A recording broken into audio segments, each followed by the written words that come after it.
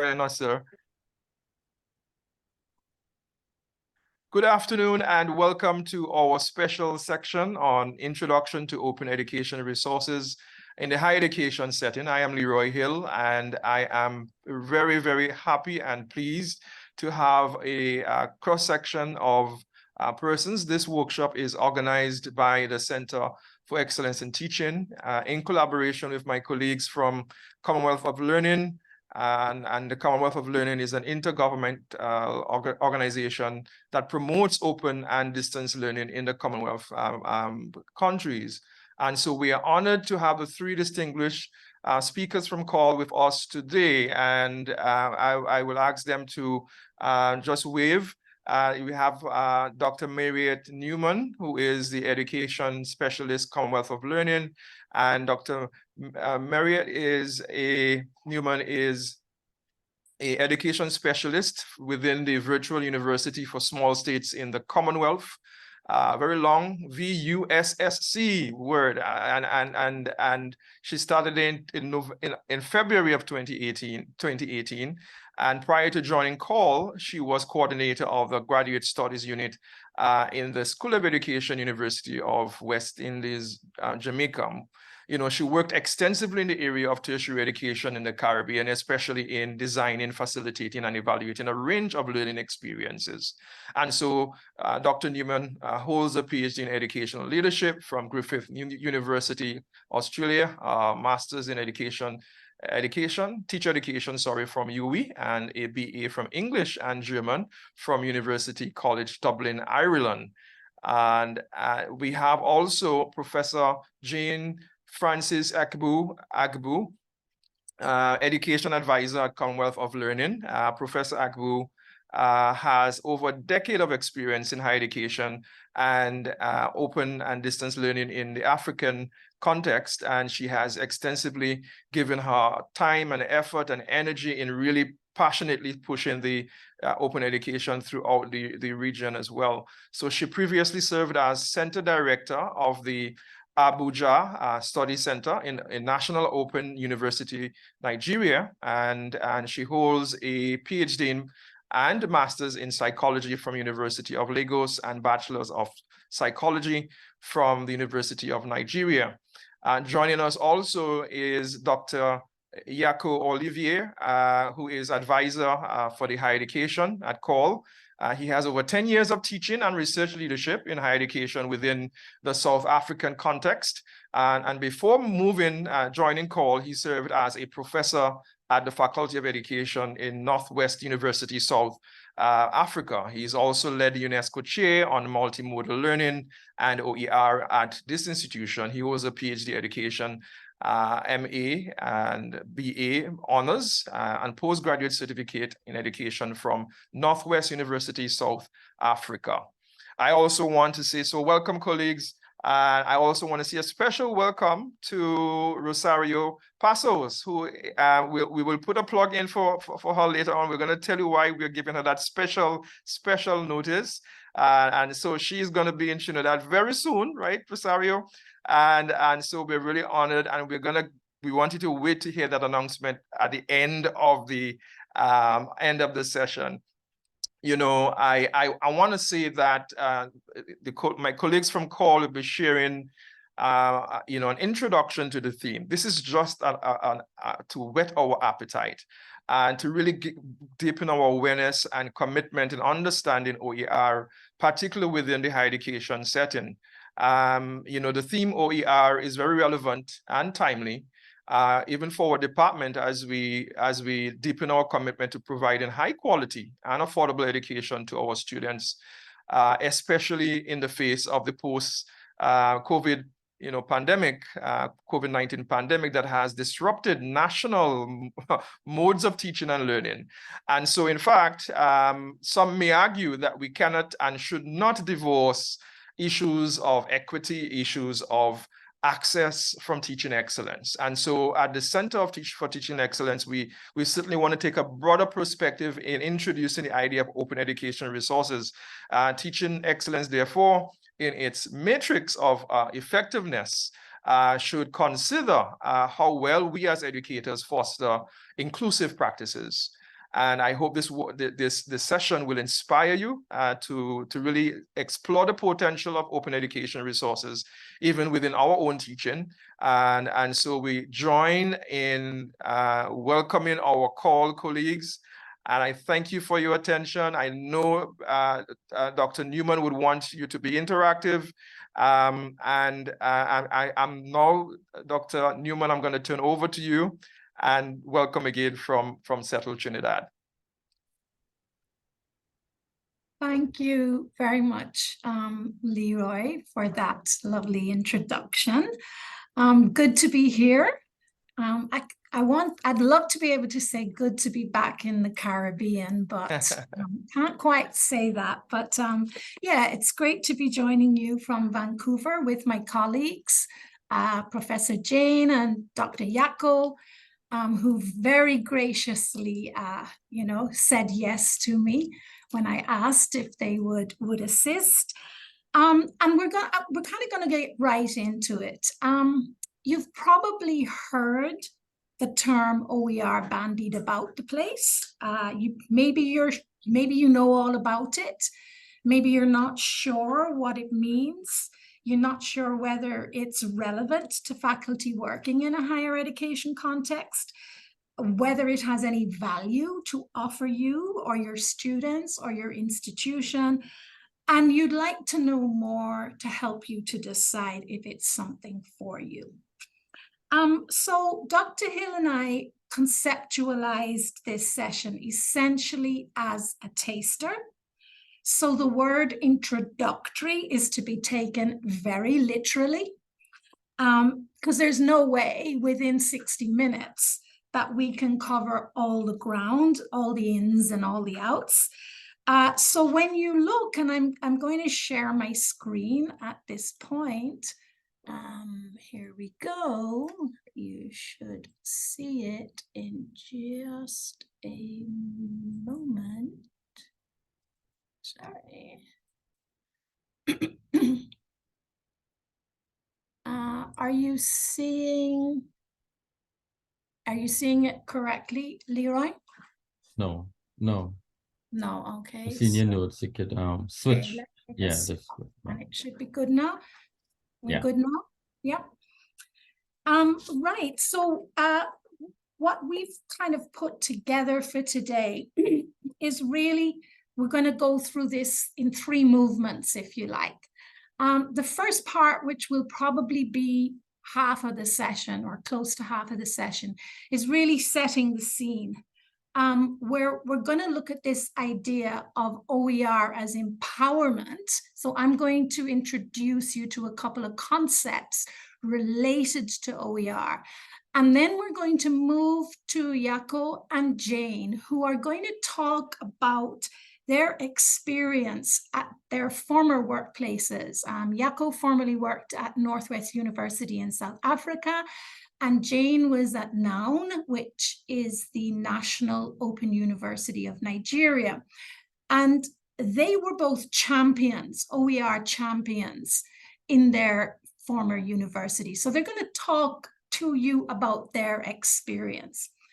Then I will come back and very quickly go through the second stage, which is really about the idea that if you're going to work with OER, you need to build some capacity. And really that's where Rosario will come in, because as Leroy already indicated, Rosario's coming to Trinidad in a couple of weeks, and she will delve into this and go through all the technicalities with you. So I will just, time permitting, just suggest very quickly, what are some of the strategies that you're going to have to look at? And what does it mean for you in terms of licensing? We'll have a quick look at that. And then we'll close the session off with just a few slides, which will give you some idea as to where you can go if you want to learn more. Supposing you can't make it to the workshop that Rosario is doing, but you'd like to explore a little bit more, where can you go? So that's essentially the plan for the day. So I'm going to begin. Although the workshop focuses on OER, I am beginning with the idea that OER is just one component of a much broader concept related to openness and specifically open education. So that term openness, it has different meanings in different contexts, and it's constantly evolving. What is open depends very much on your perspective. I mean, just think of a door.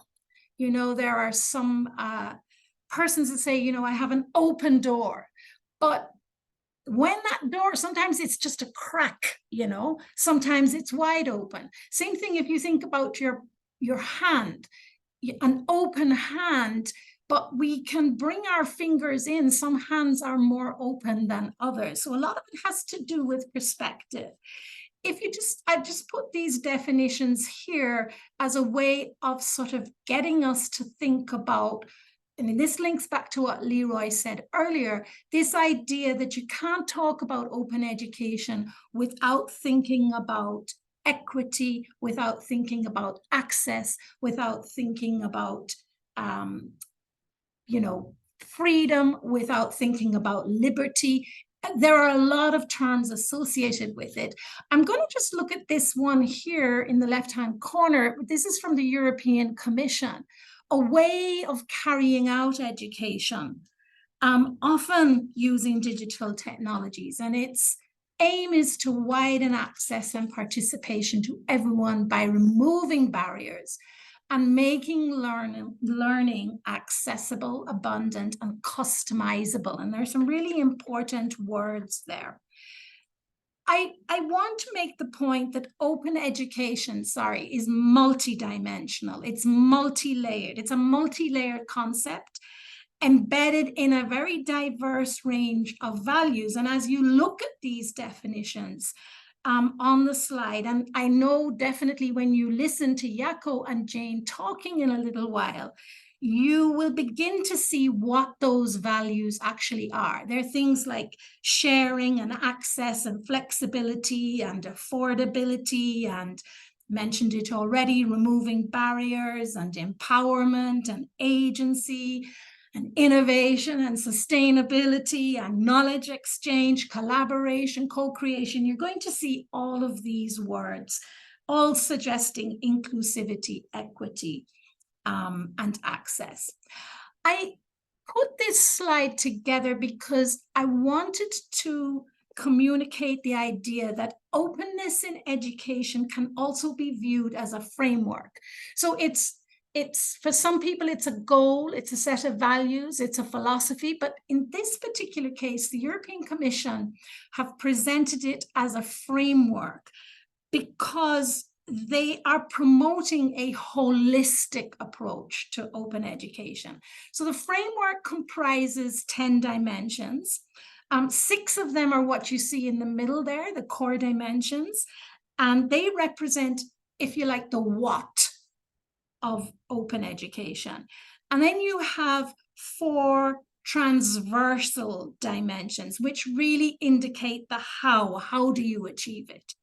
So this is a tool, and this is why I've included it here, because I know that some higher education institutions use this as a tool, because what it's proposing really is that you go beyond OER and open research to embrace strategic decisions, to embrace teaching methods, collaborations between and among individuals and institutions, that there is recognition, really important for open learning.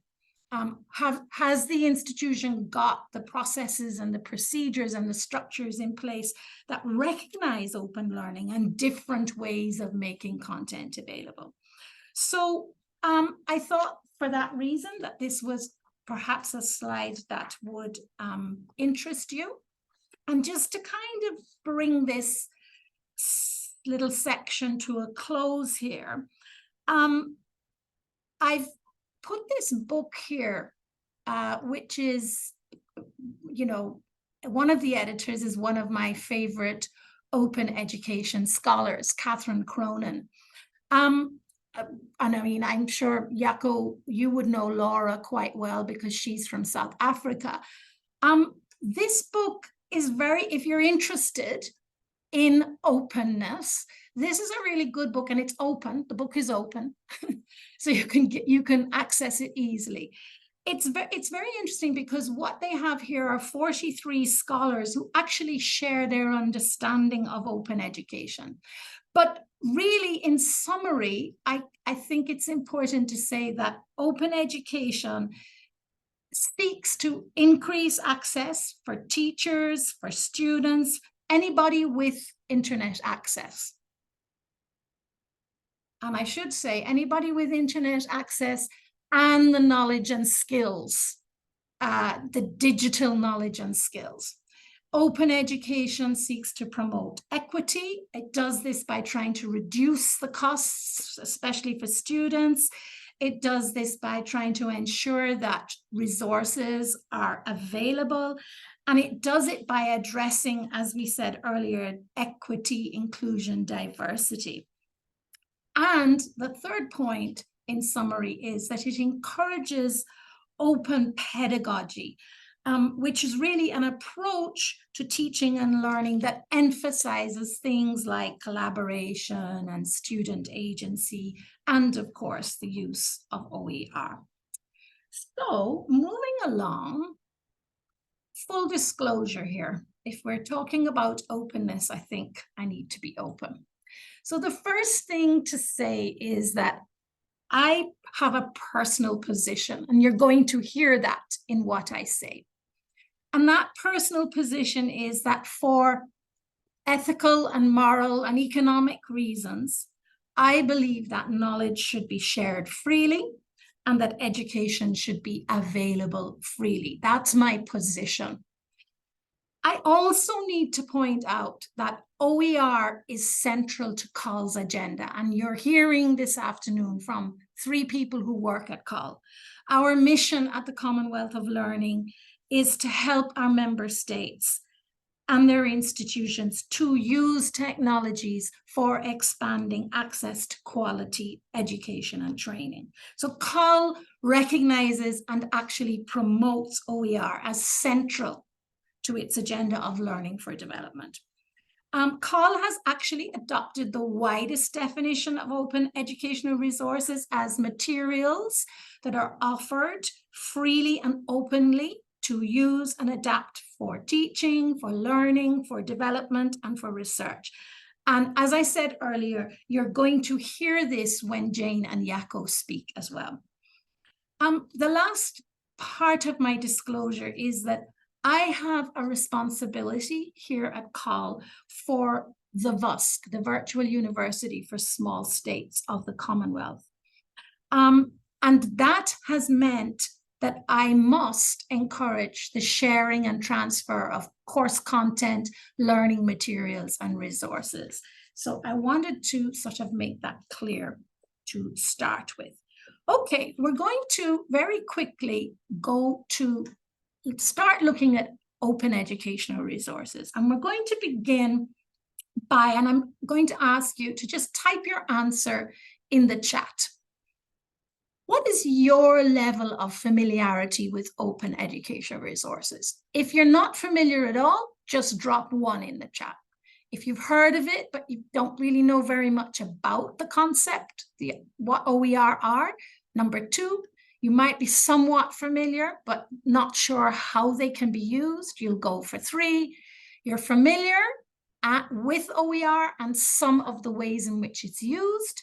Choose 4. And if you're very familiar and you know how they can be used for teaching and learning, go for 5. And I'm going to ask Javed if he can give us a sense of what is happening in the chat as people enter their numbers. 1, 2, 3, 4, or 5. Okay, so far we have a nice spread. Nobody really indicating number 1 that they are not familiar. So we have a couple persons saying that they are somewhat familiar, not sure how they can use it. Seeing some 4s. So they are saying that they are familiar with OER and some of their use cases. So ideally, we're getting a nice spread between 2 and 4. We have one person saying 5. Okay, okay. 2 Sounds persons good. actually, yeah. Okay, thank you. Mhm. Sounds so we have we have nobody with number 1, which is excellent. Yeah. That's really excellent. Okay. So everybody has heard something. Okay, that helps us a little bit. Thank you, Javed. I want to share this idea of OER as empowerment. I don't know how many of you have had the experience, and I had it at UE, and I'm sure it's not unusual, of teaching a course, and I've had to send students to multiple textbooks, or recommending a textbook which nobody buys because they can't afford it, or finding a great textbook, but by the time it reaches the UE bookstore, the cost has increased to such an extent that students can't afford it, or the bookstore offers, orders 6 copies because they know it's expensive. They don't want it sitting on their shelf. And so not enough students can actually get the book. So what happens is that those that buy it, lend it to others in all kinds of ways so that they photocopy it. And then you feel as the tutor like you've been complicit in some sort of illegal activity. I don't know how many of you have had that experience. That was my experience. And I wish that I had known about OER and that I had done things differently had I known. But I think this is a way of, making the case that it becomes empowerment if we can break down some of these barriers that, based on what I just mentioned to you a while ago. So one of the most common definitions for OER is what you see on the screen here. And I shared with you a while ago the definition that Col uses. This is similar. This is a UNESCO definition. It's been around for quite some time. And basically, the idea here is that publicly funded educational materials should be available. And they're publicly funded because the persons who are creating them are paid through taxpayers' contributions to the country. So the saying is that while you're developing content, you really should not have to reinvent the wheel. You should be able to easily adapt what is available and use that and contextualize that, tailor it, customize it for your students and your particular course and your particular context. So the most common definition, as I said, is this one here. And some examples of OER. I think the point here is they exist in many, many formats. You see some examples down the side. They can be text, print, digital. They can be audio. They can be video, multimedia, various combinations of these. They can be based on a single learning point, a lesson or a series of lessons, a whole course, or even an entire program. They can support a specific learning methodology or approach. And they differ sometimes in format, structure, or approach, but they share a common characteristic. And that common characteristic is that they are free and they can be used or reused. And as you see here on the slide, they are open. So open meaning that they can be edited to reflect the style and approach of the user. They can be augmented. You can insert new material as it becomes available. They can be customized to reflect, they can be branded to reflect the ethos of your organization or your course. They can be repurposed. they can be combined so that you actually assemble lessons and courses and programs. The content can be reformatted to make it more suitable for persons who are learning perhaps on a tablet or using a mobile phone. And then we have what we call mashups. They can be created by using blended resources from a variety of resources. The point here really being that you're moving from a situation where you're starting from scratch to build a course. You're actually now able to assemble a course. So this idea of open is at the heart of OERs. So the meaning of that O in OER, we very often use David Wiley's 5R framework to explain this. So it is similar to what I said before. You can reuse, you can take the original, revise it, remix it, and then put it into your presentation, your website, into your class. You can revise, meaning you can edit, you can adapt and modify the copy of your resource. You can even translate it into another language.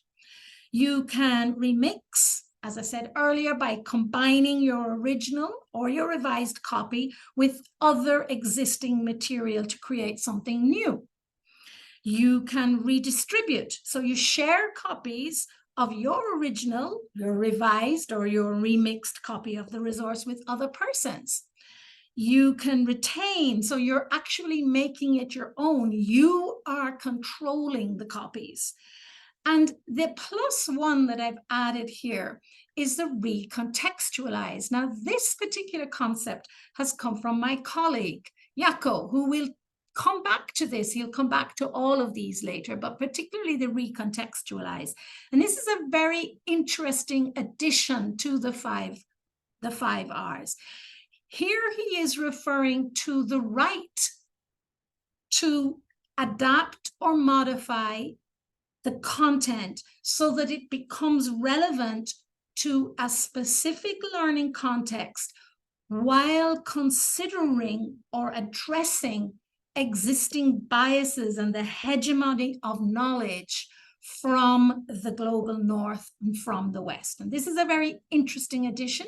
And you see the link here, and Leroy will be sharing these slides later. And you can read about it. I've put all the links here that you can read about it.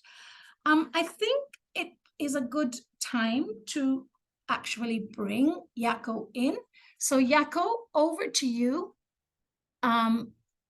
to talk a little bit. And we would like you to, I think, drop questions in the chat. Perhaps I should have asked Javed, have there been any questions so far that we should take at this point?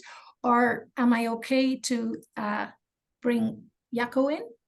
It's okay to bring him in. Okay, so we would love you, I should have said at the beginning, we'd love you to drop questions in the chat.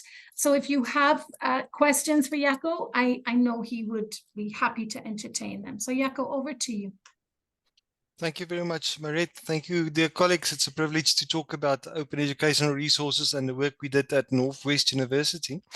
So Northwest is my former place of work. I spent 12 years at that university, and it's a hybrid university, so contact and distance. It's the 4th largest university in South Africa. So of the 54,000 students, about 10,000 are distance students. And yes, so at Northwest, we early on recognized the need to embrace open education for various reasons. There were 2 main forces driving us towards open education, and the one was a need for contextualized content. And I'll say a little bit more about that in a moment. And then the other one was also the price of textbooks. In South Africa, the situation is that higher education is changing a lot. Up until about 10, 15 years ago, the majority of students were studying through paying by themselves. You know, parents paid, they got loans. And now the majority is becoming students that are actually funded through government, because a lot of students have never had the opportunity to study because of their household income and so on. So there is an issue around funding being available. And for many of these students that are funded by government, it's a choice of whether you're going to eat or whether you're going to buy a textbook, because the funds are not sufficient to do both. So it's a very practical reason why open education is really embraced, and more institutions are going that way. So what we did at Northwest, and I'm going to talk specifically about our Northwest University OER Fellows as one of the steps, but I must say we had a longer effort running from 2017 onwards to get staff members and students to embrace openness. So we started off with a number of workshops like the one you're having now, sensitization around open educational resources. And around about 2018, we had an open educational resource declaration for the university. That was kind of formalizing the fact that we want to commit ourselves to open educational resources. The next year, 2019, we established the UNESCO chair on multimodal learning and open educational resources. In that chair, my aim was to do two things: advocacy and also research on OERs, but let me leave it there. In the strategy for the university for 2021 up to 2025, we embedded open educational resources throughout the institution-wide teaching and learning strategy. And then to make it more practical, we started with an NW OER Fellows in 2021. By the way, as a side note, throughout this process, we worked on an OER policy, and that was approved earlier this year. So I'm glad that the university has come full circle with that. Now, the OER Fellowship was an idea that was created between myself and our Center for Teaching and Learning and the Deputy Vice Chancellor Teaching and Learning. And I begged for money for this for 3 years. So that is one side note as well. It's good if you can incentivize, but it's not a requirement. So how does this fellowship work? We invited lecturing staff to apply individually or as part of a group to become an OER fellow. So they would basically staff members, and they would then, within a period of 18 months, get a number of workshops, and we approached this in a way to keep it as cheap as possible, but we made use of a number of the top experts when it comes to OER, and all of them gave their time for free with online workshops that were presented. Now, as I said, it's 2021, 2022, so it was COVID time, so it was easy. Everyone logged in like we're doing now on Zoom, and we had the likes of Professor Tel Amil on the book that Mairette showed a while back. Maha Bali was also one of the editors there. We had Maha Bali to speak about the social justice in OER. We had people like the Creative Commons chapter lead for South Africa to speak about Creative Commons licensing. So all experts, and where there were gaps, we filled it in internally. So I think it was about 9 or 10 workshops that we had online for the staff members. So that was the one thing. We capacitated the fellows in terms of going a bit more in depth, how to create OERs, what it's all about, how do you share it, how do you bring in student voices, etc. Then we also gave them a grant, and this is the optional part. And if you can do that, it's always a good way to incentivize. We gave each of the lecturers around about $2,000, and that could be used for the creation of the OER. And we added on top of that another 370 for them to do research and maybe even attend the online conference and do presentations. So we had a very strong research component linked to this, and this is again optional. In our case, this was actually an incentive. A lot of the lecturers, that is required from them to do research in any case, and this opened up some new avenues for research apart from their own disciplines where they would work in. So we supported them to create or adapt OERs. We presented the workshops, and within our bigger budget that we had from the university, which was about $40,000 US, and by the way, we brought in 53,000 in research publication subsidies in the end. So the university actually made money from this. But we supported the lecturers to each write a chapter, or the groups rather, the projects, to write a chapter on the whole process of creating OERs. I'll say something about that towards the end. So we had OERs, including glossaries, open textbooks, software, even websites, full courses from disciplines such as journalism, health sciences, linguistics, philosophy, music, education, social care, and political science. So it covered a wide range of fields, and it was about 16 staff members completing 9 OERs in the end. Some of the OERs that stood out, we had one on where the aim was to decolonize the South African journalism curriculum in creating an open textbook for journalism in South Africa. I think this was for second years, and they made use of international textbooks that were not contextualized and not related to the African and especially South African context. So students were involved in the process. The lecturer prompted certain topics to align it with the outcomes from the course, and students then contributed towards completing the textbook. They went through a very stringent text editing and quality control process, and one thing that I really admired from this open textbook was that it was actually translated into 3 languages.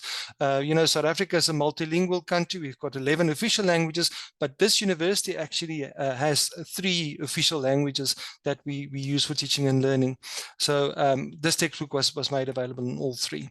Another one that stood out was software that was created as an OER focusing on infectious diseases, and it had sections on HIV, AIDS, TB, and coronavirus, of course, and that was quite useful, and it was actually rolled out for the whole university ultimately. Another one that stood out was technology enhanced practice environment for developing oral intellectual competence in French. So it's a language tool that was created. Another one where students were also involved, the middle 2 were more lecturer driven. The last one where students were also involved related to health and social care, where students had to create instruments to track dimensions of wellness in their different fields, whether it's nursing or social work, etc. Some 3 strong trends from the work with at Northwest was the importance of localization. In a South African context, it's very high on the agenda for higher education to decolonize the curriculum. It's a matter of policy, and the using OERs creates an opportunity for you to bring in student voices, and also to adjust content so that it relates to the context of South Africa, and especially the context of this university. Another thing that stood out was successful student involvement. For example, in the creation of open textbooks. Not all the OERs that we had in this OER fellowship were related to student involvement, but this one especially, and it links very much to the whole idea of renewable assignments or renewable assessments. And then the last, a very important trend was the need for translation. A number of the OERs involved some form of translation or glossary development, which also brought their own problems in the end. You know, in certain languages, some of the terminology is not standardized, and students are more used to using the English terms. But in that sense, we actually contributed towards that standardization of terminology. I want to conclude with some of the lessons that I've learned in working with open educational resources at Northwest. And that was, you have to work on buy-in from both management, lecturing, and support staff. And I would say don't just start at the top or just start at the bottom, do it concurrently. But if you have support from management, it usually eases the whole process. And if you can start from the bottom up and getting lecturers excited about open educational resources and things like renewable assignments, it just makes it a lot easier. Support from the institution Center for Teaching and Learning was essential. They provided ongoing support, and there was also buy-in from them, from that administrative side of things. Incentives work, if not financial, at least make sure that staff understand the advantages. In Northwest's case, one of the discussions was to link this to promotion. And another incentive was actually the opportunities for research, and that was quite positive. And I know at Northwest, the research is actually continuing now, even after I've left them. And the last lesson is that once-off workshops are not enough. You have to build on the expertise and the positive energy and create champions within different departments. And that is what I would hope after today, even, that some of you might realize that you can be the champion within your smaller circle and start creating an OER. Don't wait for the machine to kick in, start right away. Dear colleagues, I will share a link with you, with your permission, in the chat, Mairette. And this is the book that we published on the research that we did with the OER fellows. The book itself is openly licensed, so you can literally take anything from the book and reuse it as you like. Yes, good luck with the Open Educational Journey. Thank you very much.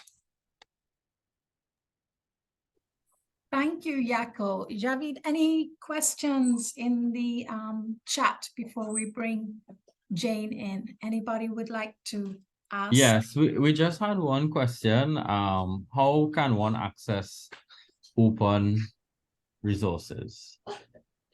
Okay, so I'm actually going to touch on that. Yeah. In the next, we're going to have Jane Francis first, and then I will actually be addressing that question. And of course, the workshop in November will go into it in quite an amount of detail. Yeah, but I will no touch problem. on it. Yeah, Great. for sure.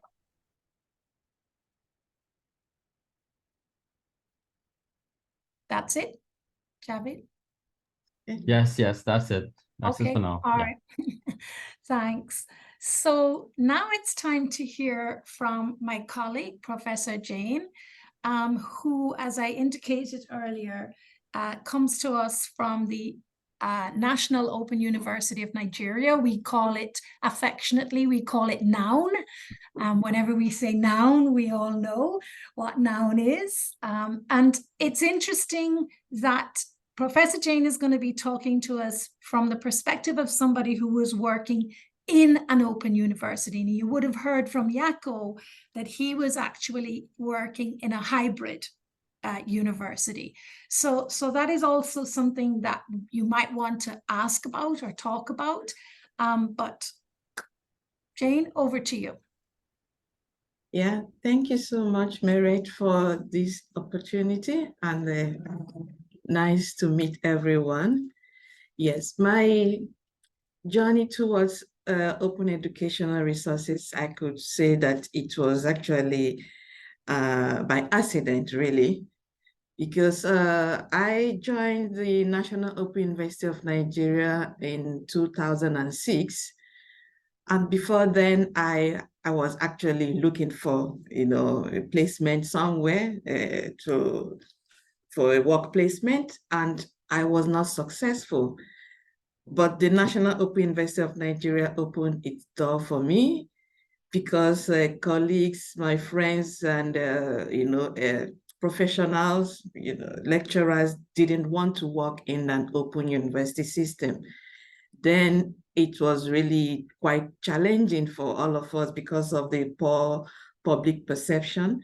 But when I got there, I quickly realized how beautiful an open distance learning system is, the beauty of access, equity, and so on. So it really resonates to me as a person, and also, probably, I don't know why, but I understand because of my background in psychology, ODL is about humanity.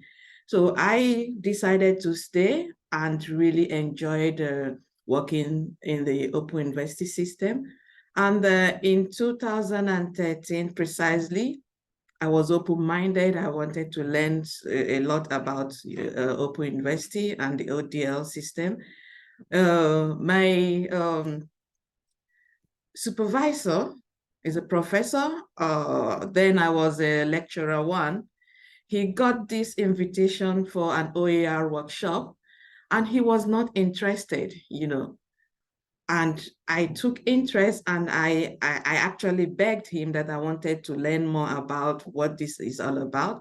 And he gave me the invitation, and I traveled to Abuja from Lagos for the workshop.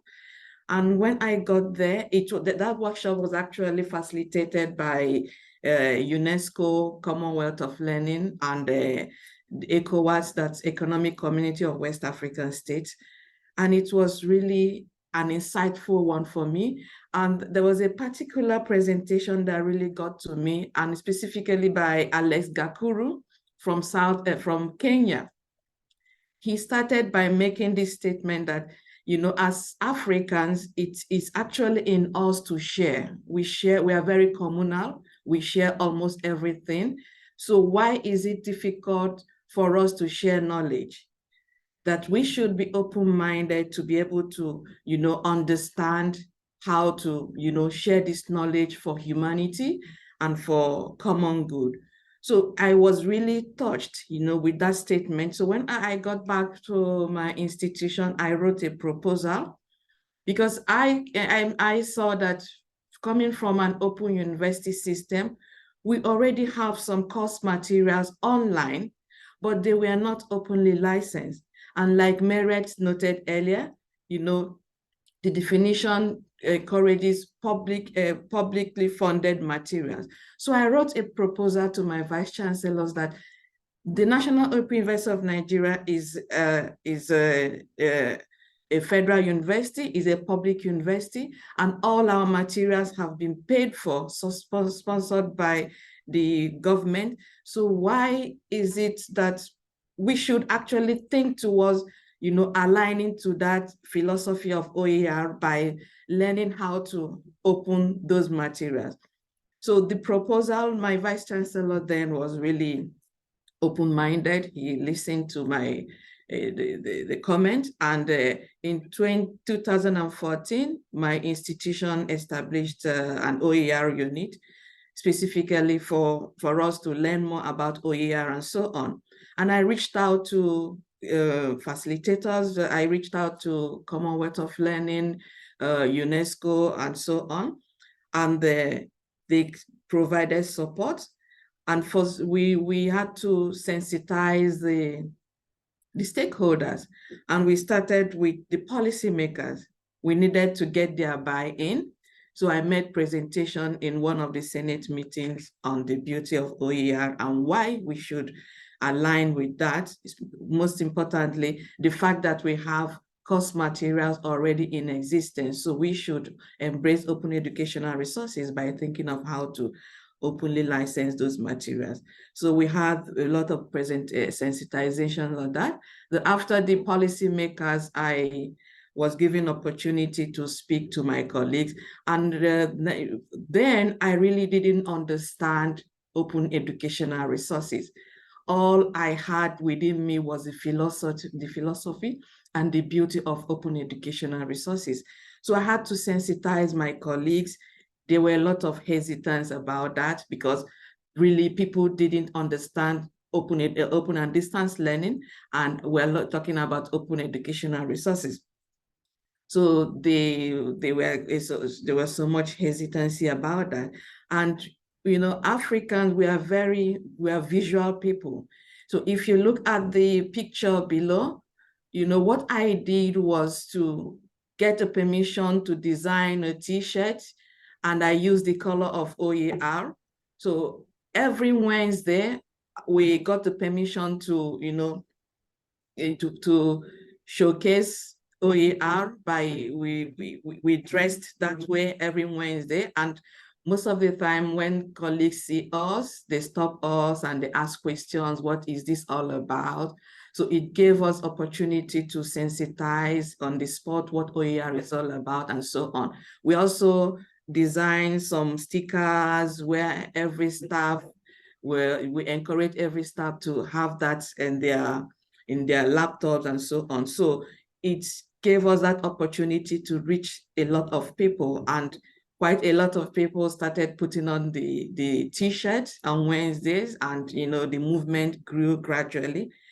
And we also provided further training, not just from my own perspective, but I invited experts in that area to help or assist us with the sensitization.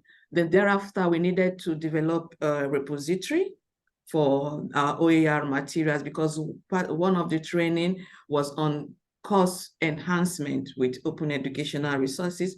And at that period, the course enhancement exercise, we realized that yes, we had course materials already in existence, but we needed to enhance them, and enhancing them entailed a lot of work, because some of the materials were not properly licensed, and some of the pictures were not really the good quality ones. So we really needed to dissect all the materials. So it was really an interesting one, dissecting everything and enhancing those materials to be good enough, suitable enough to have good quality to be shared as open educational resources. And we also learned how to adapt some the materials and so on. So for the OER repository, currently the National Open University of Nigeria, you can see the one on top, we have over 200 OER courses.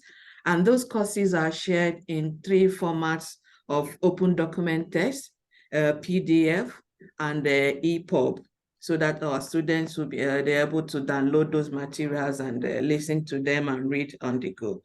So in 2016, we felt that we needed to share our experience at the national level.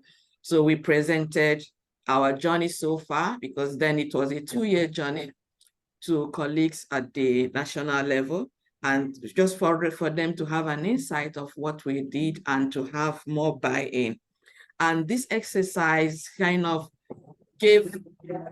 provided opportunity for development of a national OER policy, which was also supported by Commonwealth of Learning in 2017. And during the presentation and the policy, I had to inform the policymakers that they need to embrace OER, and most importantly, to look into openly licensing publicly funded materials, which resonated well with most of the policymakers at the national level. So from that, the experience, I was fortunate in 2021 to be accepted at the Commonwealth of Learning. And when I got to Commonwealth of Learning, I needed to revisit the activities ongoing in Nigeria. So I revisited the national OER policy that was developed in 2017. And thereafter, we were able to provide training for 8 institutions, higher education institutions in Nigeria. And I'm happy to also share with you that we now have a national OER repository being managed by the National Universities Commission. So this is just my story, and I will look at it as a success story, which I'm really proud of. I'm really happy that I was able to make that impact. So I think my takeaway here is, getting the stakeholders buy-in, convincing your colleagues, whatever it takes, because of the beauty of OER. We started with the policymakers. We were also able to use some visual cues and capacity building to bring our colleagues on board. And also, we also need to look at consistency in in this journey, because you really need to believe in what you're preaching. And most importantly, we need to create champions, because, you know, with that champions, they will be able to, you know, spread the beautiful news of open educational resources. Thank you.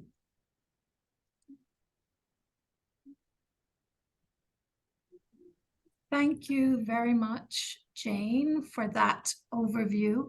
I know that Jane has had to leave out many parts of her story because I've heard the story in bits and pieces since she's been at COL. But I think that it meshes very nicely with what Jako was saying.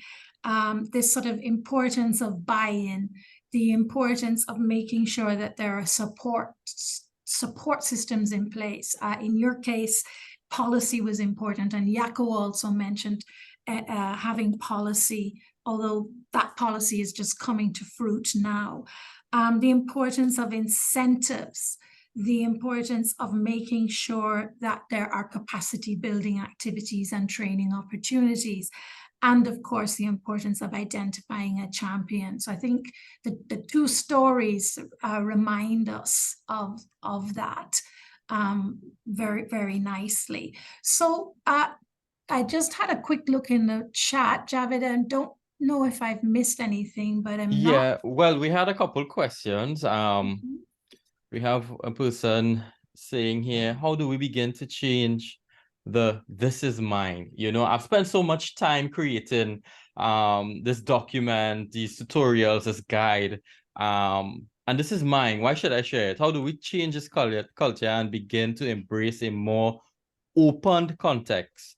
I find that in my context, not many persons are willing to share, but they want to keep getting, and they want to keep getting information, right? So what practical ways and practices we can begin to employ to change this mindset? Now, I think someone's already mentioned, you know, awareness is a big thing. So I'll leave the responses to you guys.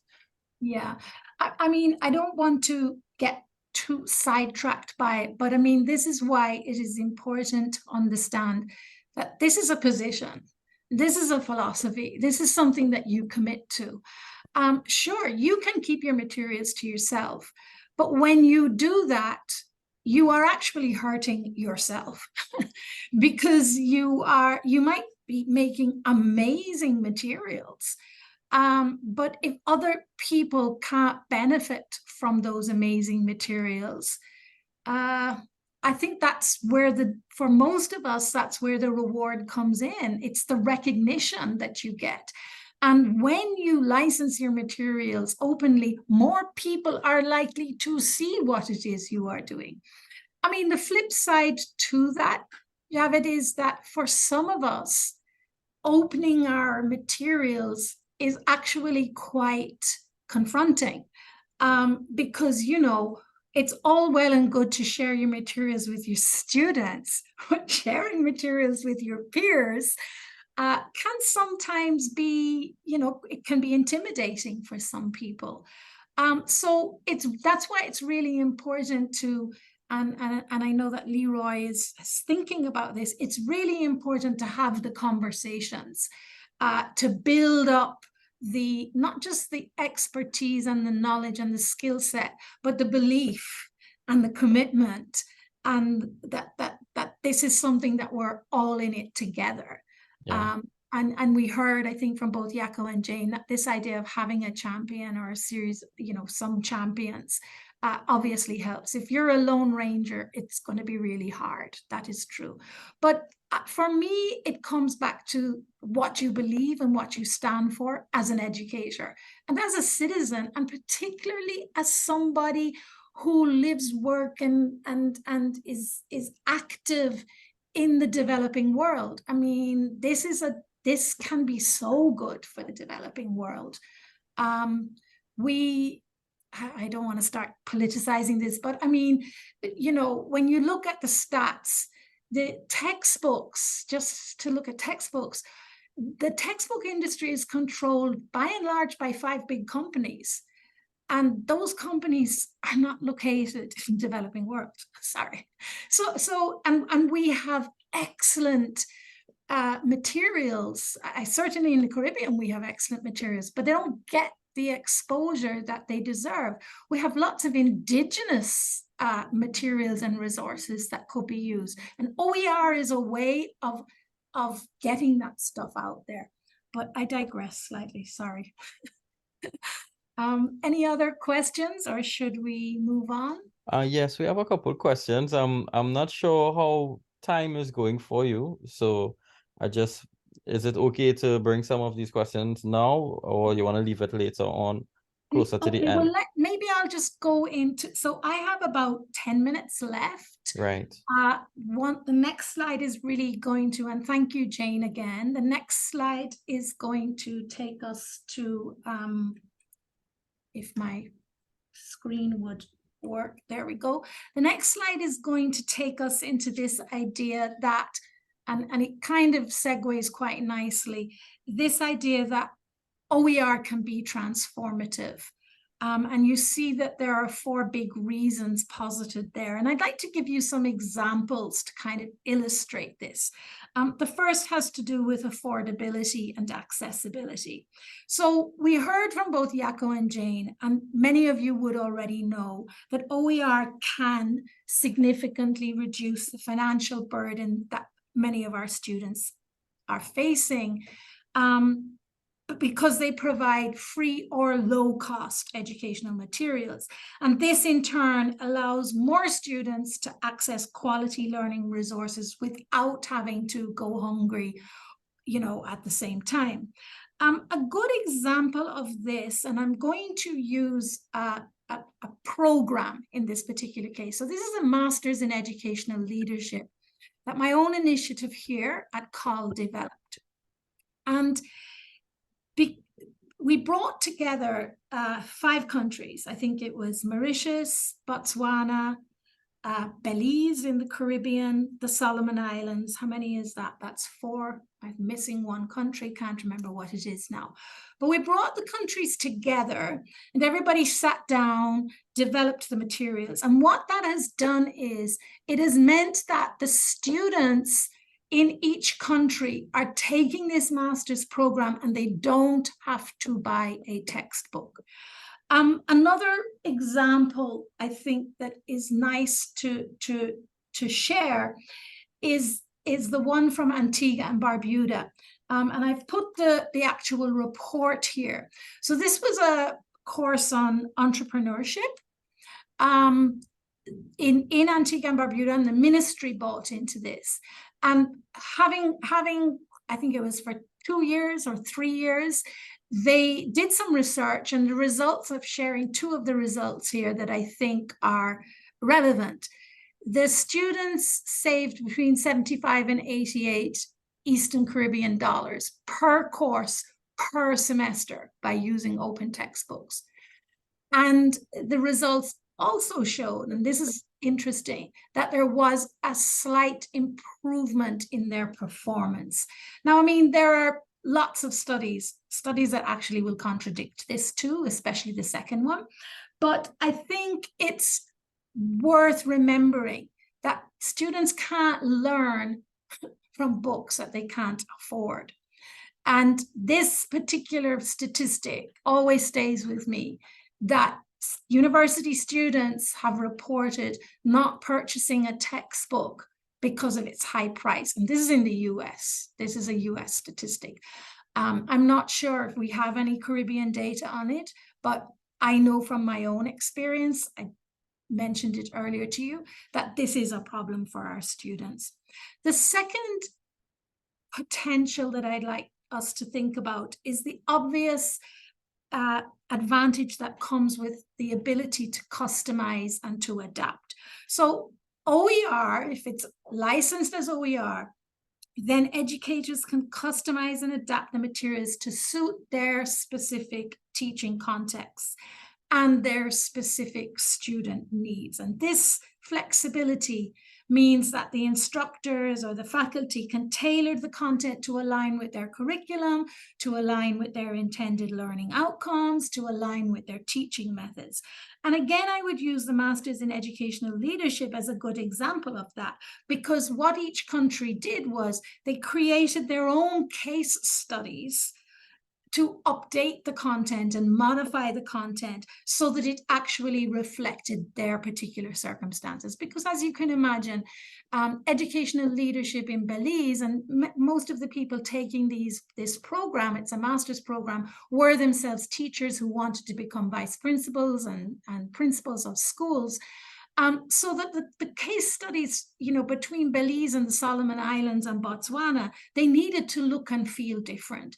And because the materials were OER, this was an easy thing for the lecturers and the faculty to do. The third benefit listed here is the idea of collaboration and co-creation. And again, this master's program is a good example of how that was able to happen. So the knowledge and the resources and the expertise were shared. That fostered a sense of community across those countries and those institutions. So again, it also spilled off into the fourth benefit that you see listed here, which relates to pedagogical innovation and engagement.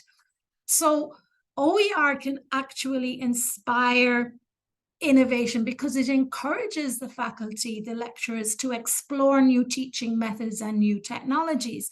It provides opportunities for interactive and engaging learning experiences with multimedia, etc. In the Masters in Ed Leadership program, the students in Belize actually got an opportunity to create their own assignment, and not just their own assignments, but the rubrics that went with the assignments. And that worked really well because they're already in education. So they have an understanding of how those kinds of things are supposed to work. So they were bringing together sort of the leadership part and the education part, but the students are now owners and were able to license the materials themselves. So that gives them a sense of accomplishment, I think. So these examples, I think, demonstrate how OER can positively impact teaching and learning experiences and ultimately benefit the students as well as the faculty. Okay, so moving along. I'm going to go over the next part really quickly, I think. This has to do with licensing. So I'm saying here that licensing is the differentiator. This is what makes open educational resources different. So Creative Commons, which you would have heard of, most of you, really takes those 5 R's that I showed you earlier and wraps them in a legal process to ensure that the materials remain open and are used appropriately depending on the license that the creator chooses. So Creative Commons licensing works with copyright to really provide more flexibility for the creator. As you see, I've said there, the creator controls the process, not another person in another country who is sitting in a position of authority. You do. Of course, Creative Commons licensing, as I'll show you in a minute, comes with certain restrictions. But again, the restrictions are designed to protect the creator so that others don't profit from your work or make changes when you feel that should not happen. So for example, if you're going to, let's say you want to license some research you've done, you don't really want people making changes to that research because the research is the research. So you might not choose a license that is very, very open in that particular case. This whole business of licensing will be dealt with. I know Rosario is with us today, and I know that this is one of the things where she will spend some time, because really, if you don't understand the licensing, it becomes difficult. You need to understand the licensing to work with open educational resources. This slide is just a quick comparison about what makes OER so valuable, what you are allowed to do, as opposed to more traditional ways of doing things. So as opposed to traditional copyright, where we reserve all the rights, and public domain, it's the opposite, where you reserve no rights. The CC license actually allows you to control what happens with your contents. So Creative Commons licenses are that way of facilitating not just the creation, but the sharing of the material for teaching and learning. I'm going to skip through the next slides. These are really the licensing conditions on this slide and the next slide that give you a sense of the different conditions. So CC, BY, SA, the copyright, it's the attribution is the BY, and the SA is the share alike. And what you notice as we move through the different licenses, we notice that they become more restrictive.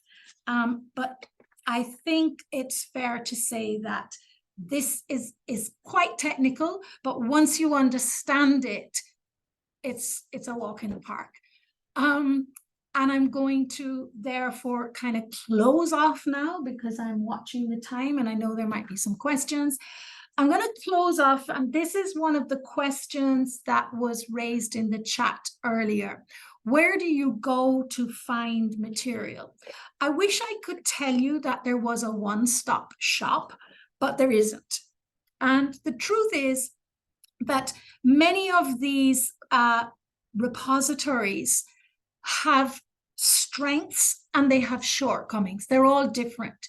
So you really have to spend some time exploring the various repositories. And I know that that is something that Rosario will also be focusing on in the workshop.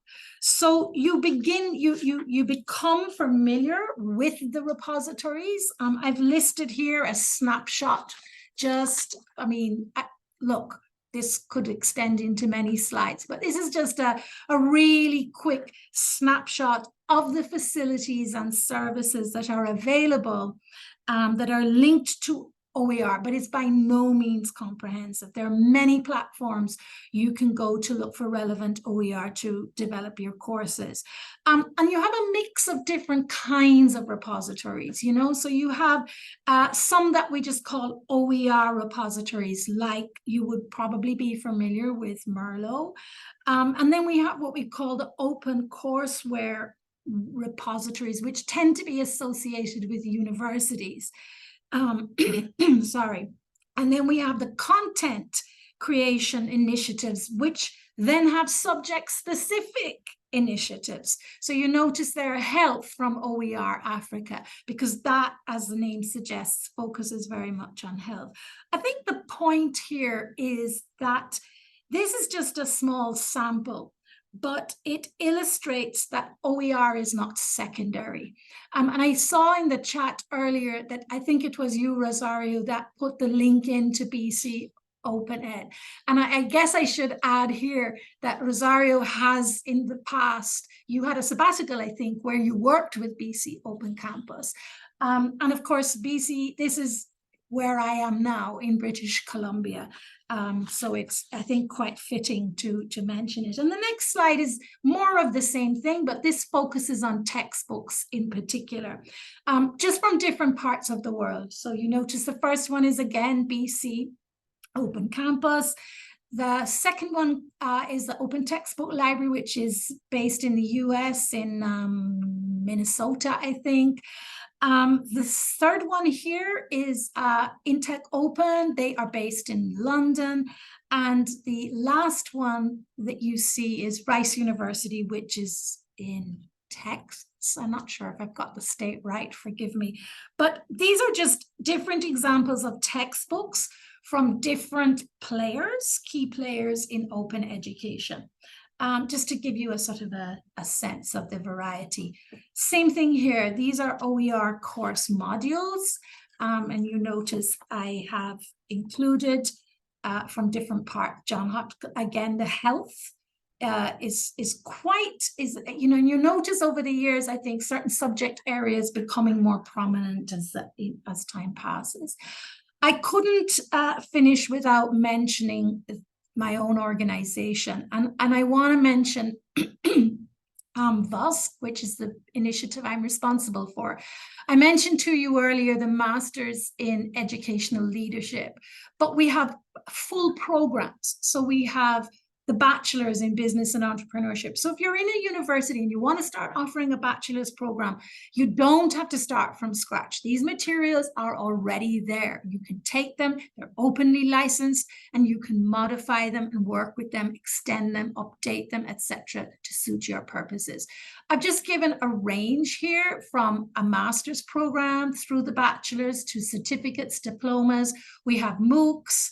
I see that Charmaine McKenzie is with us today, and she right now is working on a MOOC, Climate Literacy for All, which will be delivered through the UWI. So again, this is just to give you a taste of what is available. And I'm going to close off by saying, where do you go if you want to learn more? So at COL, we have a short self-paced course. It takes like an hour or something, or maybe at the most 2 hours to do. If you like those kind of things, this is one place you can go. OER Africa has some really good short courses as well. If you were, for example, interested in all of your staff in your institution, or, you know, a lot of staff taking a course, we can give you a MOOC. We can organize that for you. We did this with Trinidad and Tobago for their ministry. So 50% of the teachers in Trinidad and Tobago took this MOOC during COVID. I've listed here 2 other entities that are worth looking at. I particularly have listed this because it sort of aligns with what Jako and Jane Francis were talking about, in that it gives you examples of how other institutions in other parts of the world have gone the OER journey. And this is material that's been prepared by Rory McCreel, Professor Rory McCreel, who also will be coming to your university later or early next year. So that's pretty much it from me. Thank you very much for listening. If there are any questions, Jane is still with me. Jako had to run. He's not here, but he may join us. But we have a few minutes left, 10 or so minutes. So back to you, Leroy and Javed. Thank you. Okay, so if you want to take a question, what are your thoughts on this? I'm interested in the intersectionality and intercourse between OER and AI. Yeah. So, you know, that's a big thing. AI. Brilliant. So yeah. And it's much conversation. There is obviously a natural, you know, overlap. I haven't talked with Rosario about this yet, but I think that it will have to be at least touched on, if not. I mean, I would think that this will be an important part of the workshop. Rosario, do you want to talk to that? Because it is something that is likely to have to be discussed. So I'll perhaps let you answer. Yes, for sure. I don't think, I mean, it's a great question, and I'm so happy to see that folks are curious about that. I think AI has taken the educational world by storm, and I think teachers, practitioners, administrators are all kind of grappling and scrambling to understand it and to put frameworks around it that protect students. And so I think it's a really great conversation. And I don't really think that we have time to tackle it right now, but I do agree with you, Mairette. I think there are a lot of synergies, and I think that there's a lot of scholars looking at AI and its integration with open educational resources. So I think there will be lots for us to talk about.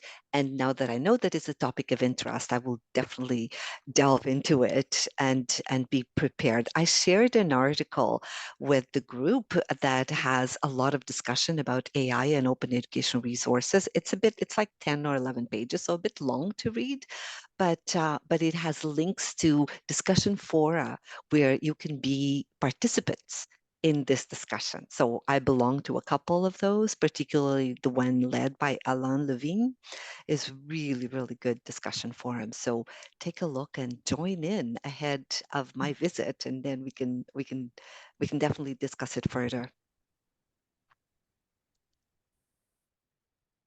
Yes, I'm certainly seeing that we have already started the conversation. I think I'm excited. I don't know if you can feel my excitement, but I'm certainly excited about what the prospects that we will be able to and the change that we could invoke within the UE. I want to say special good afternoon to my colleagues from Mona campus. I know my colleagues from Kayville. I think I saw one of them earlier, and we had Five Islands campus as well. But we certainly will be having this in an in-person session with Rosario in Trinidad in November. Justin, if you want to go ahead and give that short promo, and we will take it from there. All right. Justin, before you go, can I whet everybody's appetites? I don't know if everybody's familiar with the latest ChatGPT version, AI, that allows you to do captions, alt text for images. So stay tuned. We will be looking at that when we meet face to face. But if you have a chance, take a look. It's a paid version, though. You do have to pay. I think it's like $30, but it's really exciting. Thank you so much.